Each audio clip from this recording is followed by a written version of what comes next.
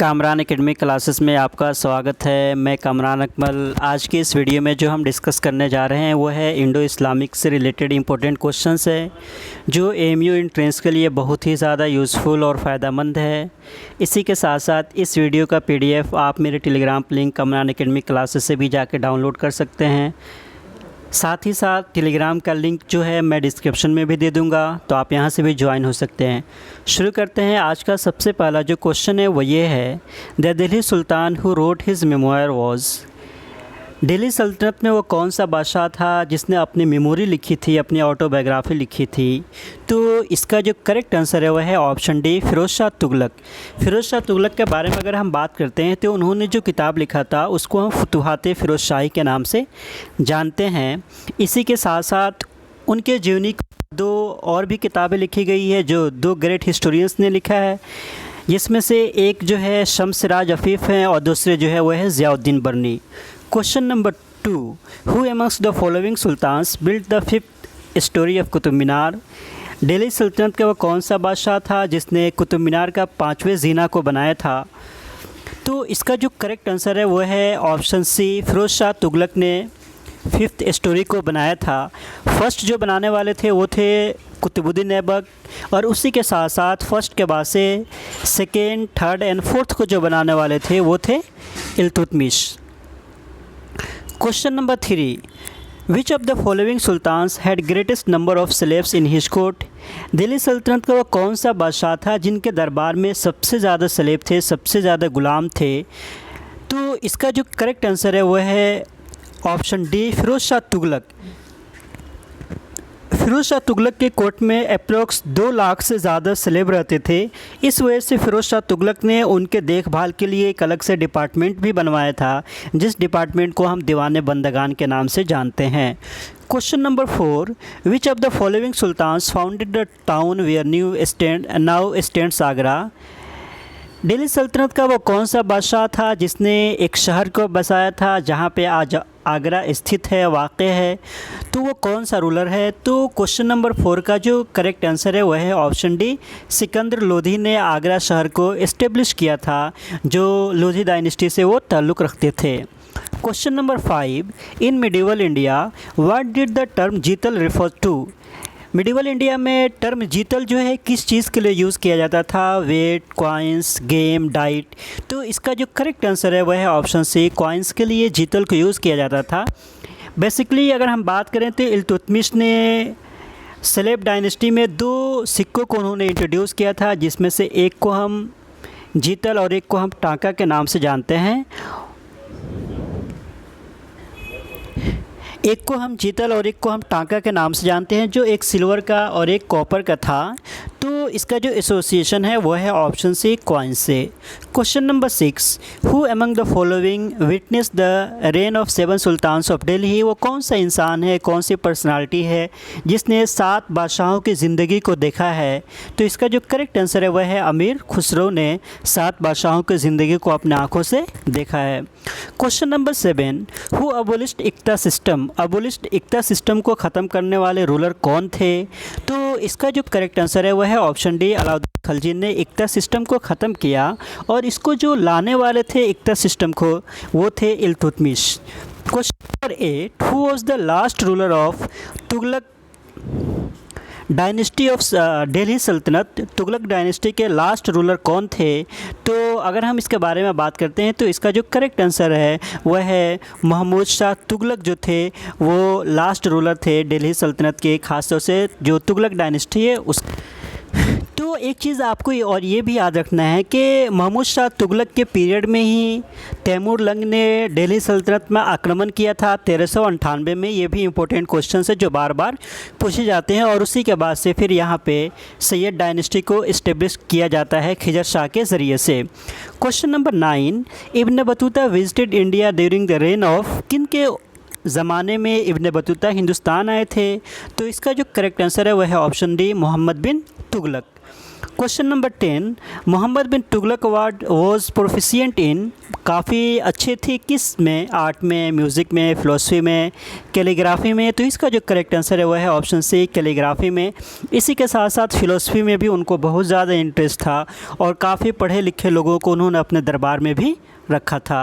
Question number 11, who among the following Delhi Sultan is known for introducing market control mechanism. तो ये बहुत ही ज़्यादा famous है, बहुत ज़्यादा पॉपुलर है, अलाउद्दीन खिलजी का मार्केट रिफॉर्म। तो इसका जो करेक्ट आंसर है वह है ऑप्शन सी, अलाउद्दीन खिलजी। और इसी के साथ साथ उन्होंने एक अलग से ऑफिशियल्स को भी नियुक्त किया था जिनको हम शहना के नाम से जानते थे, जो शहनाए मंडी बेसिकली होते थे कि मंडी में जो भी चीज़ें हो रही थी उन तमाम चीज़ों को देखभाल करते थे। इसी के साथ साथ अलाउद्दीन खिलजी ने दो और चीज़ों को इंट्रोड्यूस किया था, दाग और चेहरा को। ये ब्रांडिंग करने के लिए था। दाग बेसिकली जो था वो घोड़ों के ऊपर लगाया जाता था ताकि कौन सा घोड़ा आला नस्ल का है और कौन सा घोड़ा, तो वो उसके अकॉर्डिंग जो है वो सर्टिफिकेशन करते थे। और उसी के साथ साथ वो चेहरे पे भी ब्रांडिंग करते थे कि कौन सा बेहतरीन, जब आर्मी के रिक्रूटमेंट वगैरह होता था उसके लिए, तो दाग और चेहरा both are associated with Alauddin Khilji. Question number 12, who among the following sultans was advised by Qazi Mughisuddin to act according to the laws of Shariat but the sultan rejected his advice।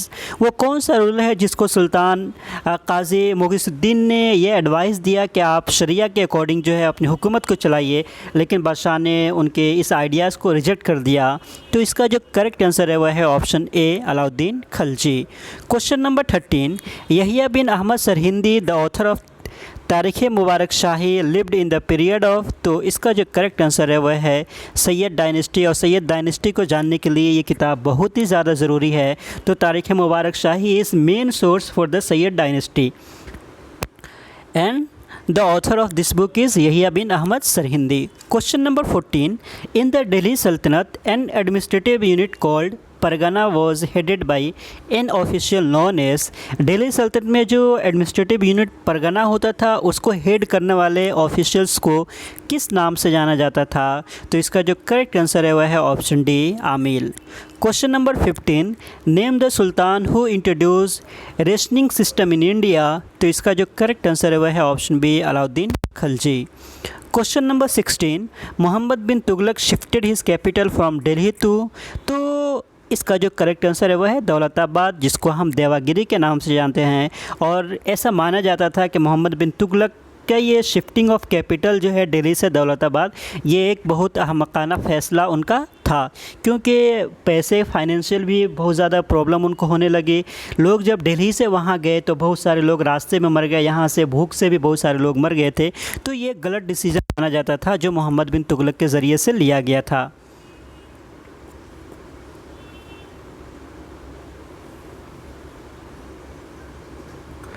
Question number 17, in the सल्तनत period the highest rural authority for land revenue was. तो इसका जो correct answer है वह है option ए, चौधरी जो से सबसे ज़्यादा अहम होते थे लैंड रेवेन्यू सिस्टम में। Question number 18, who has been described by Elliot as the Akbar of the sultanate. Elliot ने किस बादशाह को अकबर ऑफ द सल्तनत कहा था। तो इसका जो करेक्ट आंसर है वह है ऑप्शन डी, फिरोज़ शाह तुगलक को। The Khalji, question number 19, the Khalji sultans of Delhi were. तो इसका जो करेक्ट आंसर है वो है ऑप्शन सी, दे वर तर्क्स। और इसी के साथ साथ उनका एसोसिएशन जो है कहीं ना कहीं वो अफ़गानिस्तान से भी है, लेकिन ज़्यादा वो तर्किश माने जाते हैं। Question number 20, who of the following was a contemporary of Changez Khan. Changez Khan का कंटेम्प्रेरी कौन था। तो इसका जो करेक्ट आंसर है वह है ऑप्शन बी, इल्तुतमिश। दिल्ली सल्तनत में सबसे पहली मरतबा जो मंगोल का आक्रमण होता है हिंदुस्तान में, वो इल्तुतमिश के ही पीरियड में होता है 1221 में, और उनके जो कंटेम्प्रेरी थे वो चंगेज़ खान थे। Question number 21, Who among the following was the author of Tarikh-e-Alai, which contains the details of first few years of Sultan Alauddin Khilji। तो बेसिकली तारीख़-ए-अलाई का ऑथर कौन है। तो इसका जो करेक्ट आंसर है वह है अमीर खुसरो, जिसने अलाउद्दीन खिलजी के शुरुआती कुछ सालों को उन्होंने तारीख़-ए-अलाई में लिखा है। और इसी के साथ साथ अलाई दरवाज़ा जो कुतुब कम्प्लेक्स में, उसको भी बनाने वाले अलाउद्दीन खिलजी थे। अलाउद्दीन खिलजी ने सिरी फोर्ट को भी बनाया था और उसी के साथ साथ अलाई दरवाज़ा को भी था। Question number 22, who among the following appointed Ibn Battuta as the chief qazi of Delhi.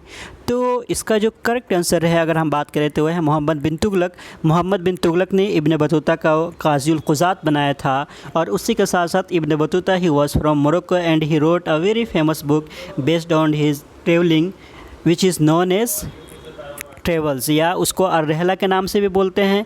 तो अर्रहला को उन्होंने लिखा था इब्न बतूता ने, जो भी वो ज़िंदगी में उन्होंने सफ़र किया था उन सफ़रनामा है बेसिकली अर्रहला, जिसको इब्न बतूता ने लिखा था। Question number 23, who establish Diwan Mustakhraj department of arrears. तो इसका जो करेक्ट आंसर है वह है अलाउद्दीन खलजी। बेसिकली दीवान मुस्तखराज को इस्टेब्लिश करने वाले जो खलजी थे। Question number 24, who was the first Muslim ruler of Delhi. तो इसका जो करेक्ट आंसर है वह है कुतुबुद्दीन ऐबक, जो 1206 से लेकर 1210 तक दिल्ली में रूल करते हैं। Question number 25, which of the following sultans provided employment to unemployeds. तो इसका जो करेक्ट आंसर है वह है ऑप्शन सी, फिरोज शाह तुगलक ने बहुत सारे जो रोज़गार जिनके पास नहीं थे उनको उन्होंने रोज़गार दिया।